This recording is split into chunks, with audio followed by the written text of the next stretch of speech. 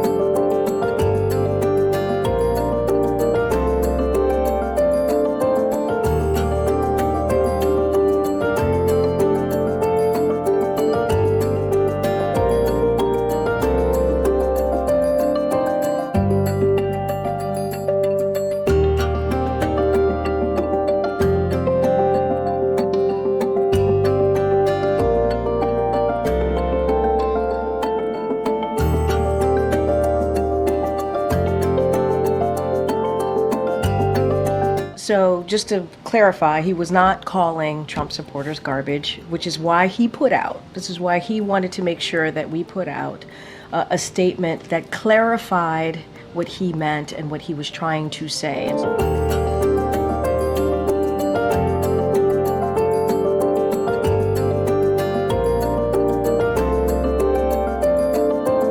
Joining me from Los Angeles is Sky News host James Morrow, now part of the team over there covering the election for us. James, great to see you. I'm sorry to have you so late or so early, whatever it is. James, Biden has since said he misspoke. When he said garbage, he just meant the comedian, not all Trump supporters. Is that going to save the Harris campaign? Well, I don't think so because, we both know, Andrew, there's a great rule in politics, and that is when you're explaining, you're losing. And what's happened today? Well, it went from Donald Trump having to go and explain away that comedian that he had at the rally who gave Kamala Harris and the Democrats so much fodder to now Joe Biden and the Democrats having to explain away Joe Biden's own gaffe. And the way I kind of feel like it is here, Andrew, is that Joe Biden says what the Democrats are thinking. He's kind of like the Democrats unfiltered. So when he goes and says, all Trump supporters are trash, everybody on the right is trash or garbage, well, that's what they actually think. And so it just takes away from the whole idea of, unity and joy and togetherness that the Kamala Harris campaign tries to project. Well, it's funny, when they keep saying, it's true, his one lands, whereas the comedian, this idea that Trump is a fascist, normally fascists are proud of it. They say, we're fascist, we're National Socialists, we're Nazis, but Trump denies it. So some fascists there. Look, until then, though, Harris has had a strong day, hadn't she? What did you make of her big speech? Well, look, the weird thing about the speech was that it was pitched as this great sort of unifying speech, and yet the entire speech was just simply obsessed with Donald Trump. And what would Donald Trump do if he comes to office? You know, Trump has an enemies list. Trump would do this. Trump would do that. Trump would politicize this and that. But, you know, we still hear very little about actually what the Harris campaign will do. We hear very little about what she would do to actually unify Americans. And this is a great problem. You know, it's the same thing we always see. We see it in politics in Australia. The left, you know, the right thinks the left is wrong. The left thinks the right is evil. And that's the great danger, I think, is that if Kamala Harris does get over the line next week, and there is every possibility she does, you know, then we will have a far more divided nation than I think you would under Donald Trump. Look, I totally agree with you, the mixed message. The first 6 minutes of her speech were entirely about Trump being the new dictator, and the rest was half and half, a little half about her and half about wicked Trump. But the thing is, I think it was based on nonsense. I think it was contradictory. I thought it was mixed messages, but I did think it sounded powerful and she seemed assured in giving it. Now, we have been assuming that Trump is in the lead, but today, after that speech to a very big crowd, I did wonder whether this race is much closer. What's your gut feeling?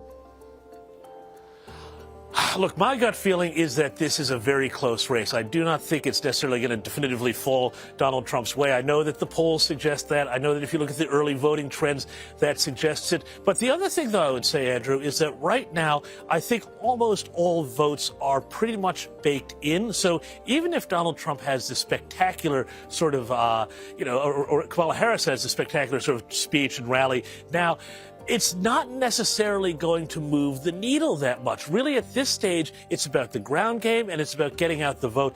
And that's where I think we're going to wind up seeing the result of this. It's not about, you know, her giving a really powerful speech at the end, because everybody knows who she is. Everybody knows who Donald Trump is by now. They've priced these things into their voting equation. I don't sense there are very many undecided voters out there. And just finally, James, just quickly, what is Kamala Harris thinking about her boss now, her old boss?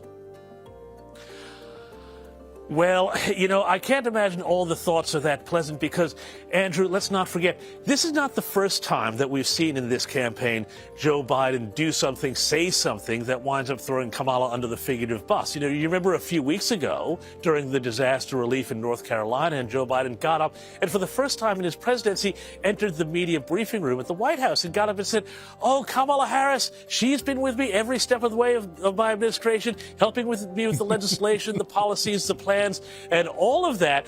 And, you know, everybody looked at it and said, whoa, this is just totally destroys her ability to, you know, run away from that record. So this is not the first time this has happened, because I think that the theory is that Joe Biden wants to be able to say on some level there that he was the only president to defeat Donald Trump at an election. He wants that to be his legacy, having been shunted aside by the Democrat establishment.